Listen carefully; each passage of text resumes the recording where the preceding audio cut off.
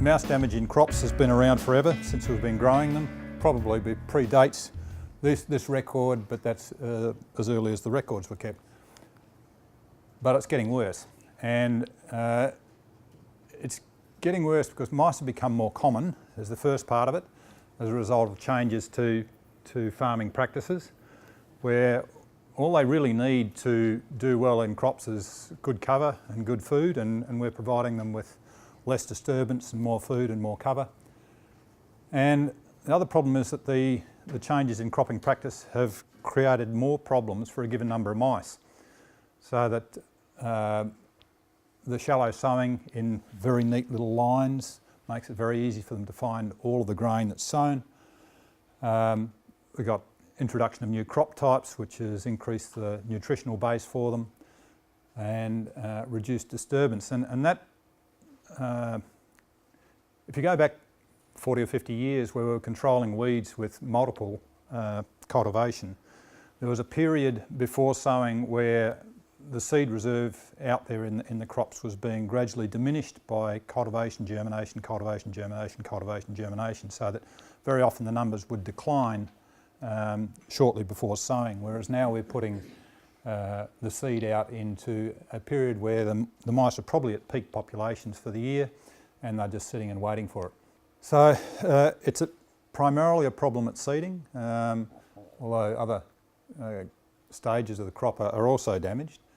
And so there's the issue of how do you determine when you're going to need to control them to prevent that damage.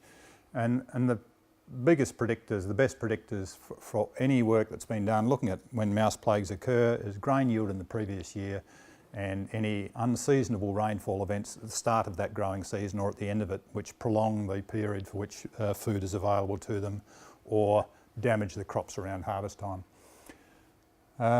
There has been some regional monitoring going on, GODC funded work through the Invasive Animal CRC that's looking at trying to provide better information from actual population census to try and tie into seasonal factors so you can get a better prediction.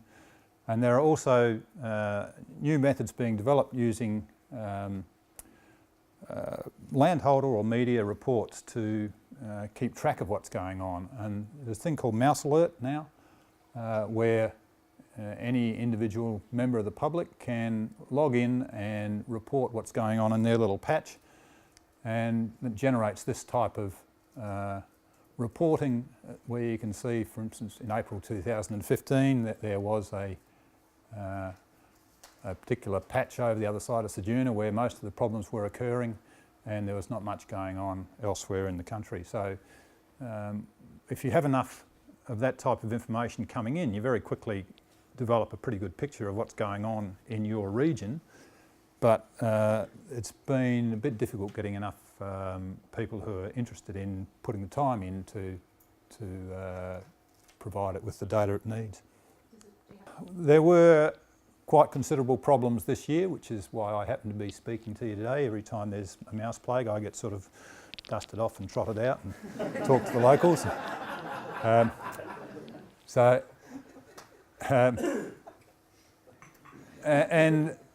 the sort of problems that we had this year, particularly on the York Peninsula and over the other side, were quite predictable based on the rainfall patterns. And you can see that, you know, this is a plot of median rainfall in the columns, and the rainfall which has occurred preceding the last two major widespread plagues through those areas.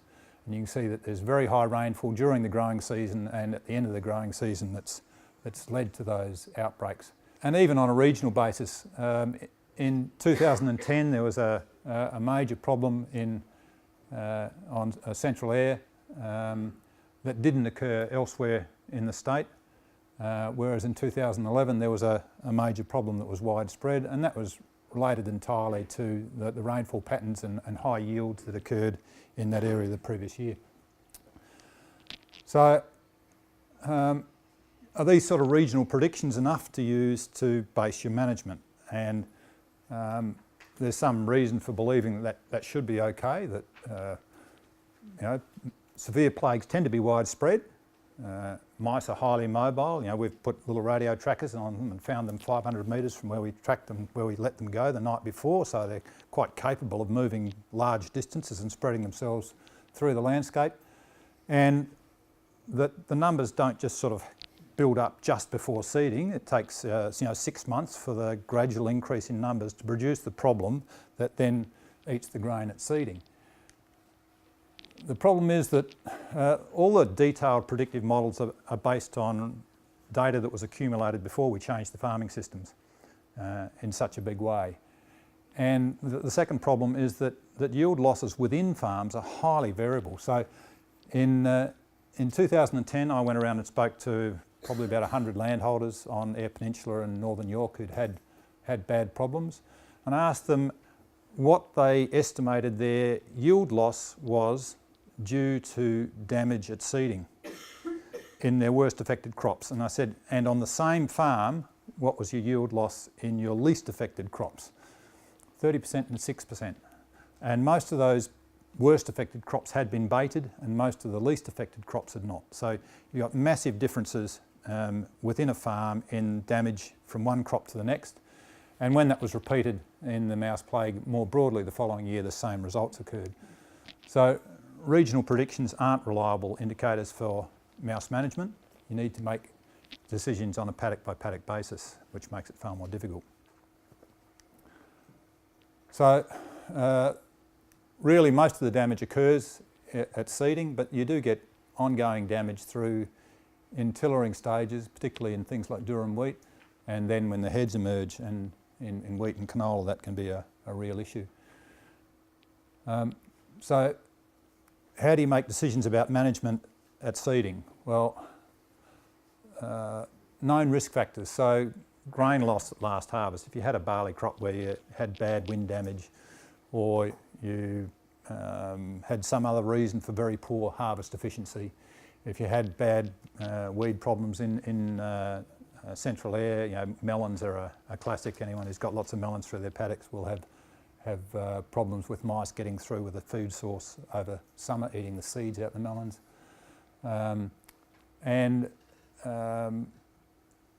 Soil types, sandy soils, stony soils, or you can go out there and just monitor it yourself. And there's all sorts of methods for monitoring how many mice are in a paddock, most of which work and most of which have a fairly high degree of site specificity. In very heavy soils, you'll have, if you're counting mouse holes, you'll have less mouse holes for the number of mice than you will have in sandy soils where the digging's easy, those sort of things. But if you use one of these methods or all of them on a regular basis, you'll soon get to know on a given property how things compare to other years. It's much harder in spring if the mice are persisting in the crop because you can't see them.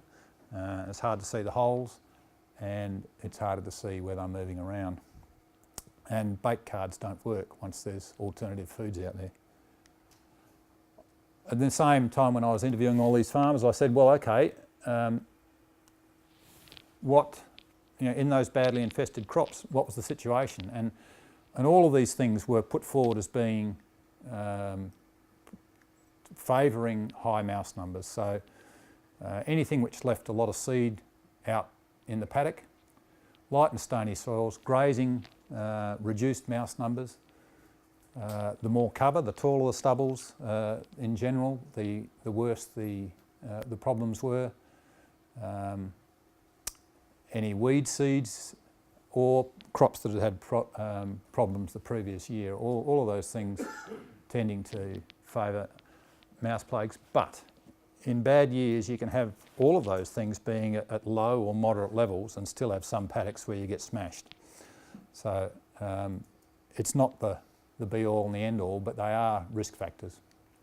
Baiting to manage crop damage, once you've identified an issue, in general, baiting with zinc phosphide at 1 kilo per hectare has proved to be fairly effective.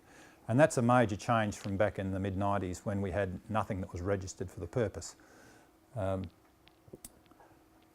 It can be put out by air. It tends to work at best when it's applied at time of seeding, so on the same day the crop goes in, and I think that's partly because if you're putting 50 or 100 kilos of seed out per hectare in the paddock, The mice can smell that. It stimulates the soil disturbance, even with a minimum till approach, will stimulate feeding activity, and the mice are all rushing around looking for food. And if you've dropped out your bait at the same time, they're likely to find a good gutful of it in a short space of time, and so develop toxicity before they start feeling any of the symptoms. On trials where we've used zinc phosphide, we've typically got better than 90% control, and that's enough to effectively stop the economic damage. We did ask landholders as well what management techniques they had used and which ones had worked best, and this baiting immediately after sowing was the one that was most commonly nominated, although some people had different opinions about that. Summer weed control. Stubbles that had been knocked down in summer, removing that cover in summer before the population built up to those autumn peaks seemed to have an impact. So some people had prickle chained, some had some fires that had been lit accidentally and had burned through paddocks. Those crops had fewer problems in them, but burning immediately before sowing had no benefit because the population's already got up to the level it's going to get. You're not going to kill them with a burn. I mean, increased sowing depth does make some difference, but it's probably outside of what is a reasonable approach to sowing crops for most people these days. And ultimately, multiple baiting was the only effective method in the worst affected crops. Now, all of our trials that we've done with this in the past have been pretty successful, but there has been an emerging issue in the last few years where we're increasingly getting landholders reporting that they're having to bait crops multiple times, that baiting even at time of sowing is not being effective, and at times they're baiting crops up to 6 times before they get the issue under control. In maturing crops it gets a bit difficult because these data here in the graph show some work that Luke Nettle did in 2010 where he was monitoring mouse numbers in a whole series of crops within 50 kilometres of Woodner. And basically in some of them the population crashed naturally in July, and others the mice were still out there in September. Now, once your crop's established, if the mice crash in July, you're not going to have any further damage. You don't need to spend any more money on it. If they're still sitting there in September, they're going to be knocking off heads left, right and centre. So these decisions about whether or not you bait a mousy crop where you've already got it established are very tricky. And I tend to think you just have to look out for signs of this type of damage and make an assessment based on how risk averse you are and what you think the crop's going to be worth when it comes in. At least baiting is usually still effective in that stage. And you can see that as the crop grows, as the tillers develop, they'll take out the most advanced tiller from any individual plant, and the next one will then take over, and the growing point will be a little bit higher up when that one gets damaged, and so on, as the damage goes up the plant with the more recent damage. So in general, in talking to landholders, the feeling that I get from them is that everyone says, well, stubble retention's got enormous benefits, but it does have some downsides, and one of which is mice.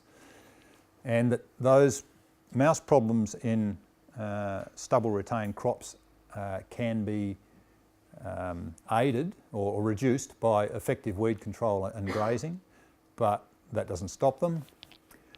That having regional bait mixing centres where they've got cheaper and more readily available bait that they can get hold of at short notice has made a huge difference to effective management of the problem. But that they are concerned that zinc phosphide is no longer working reliably, and they're asking for new bait substrates or attractants. And GRDC was actually putting around feelers a few months ago to see if we could do that work. It's not really the sort of thing that you can do at short notice on a sufficient scale to be worthwhile. I've got a slightly different perspective on it.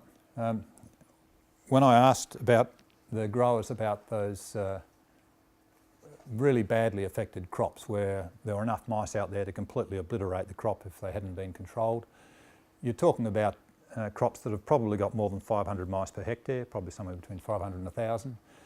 Now, we know how much food a mouse needs to eat per day, and to have reached the stage where they had 500 mice per hectare sitting there in June, they must have consumed at least 150 kilograms of seed per hectare in that crop to get there, let alone any wastage that might have occurred during that process.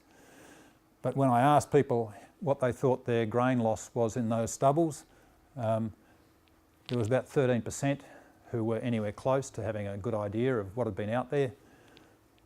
There was another 10% that were starting to get close. And there's 80% of them that were nowhere near. So there is either a lack of recognition or a state of denial about how much grain is being left behind in stubbles at harvest, and that's the problem that is leading to the really high mouse numbers that we've got. The other issue about zinc phosphide baiting is that there is a general feeling that there's something wrong with the baits. I don't think it's the problem with the baits. I think it's the problem with how much alternative food is out there. That if a mice have an abundance of alternative food and you put a toxin out there, it's likely that they will only sample the new food source before eating a big quantity of it. And if they sample a new food source that makes them crook, they're not going to come back to it very readily. So I think mouse problems in stubble retention cropping systems are here to stay, and they're going to get worse as stubble retention becomes more common and stubble loads get heavier. That better baiting strategies may be useful, and GRDC is currently funding some work to look at a couple of new rodenticides, and that may provide some short-term relief, particularly if they are chemicals where bait aversion is not a recognised problem. There is some risk that we're relying on one chemical to control mice in crops, and anywhere where you're relying on one chemical to do a major job, you're at risk if you lose that. And the Chinese used to use bucket loads of zinc phosphide for rodent control, and they stopped doing it 18 months ago, and no one knows why. But if international markets suddenly decided that zinc phosphide was a nasty thing, it might disappear from the available list. But ultimately, I think new strategies to reduce grain loss at harvest are the answer to the problem, or to remove grain from stubbles, because they are the key ingredient for mouse plagues.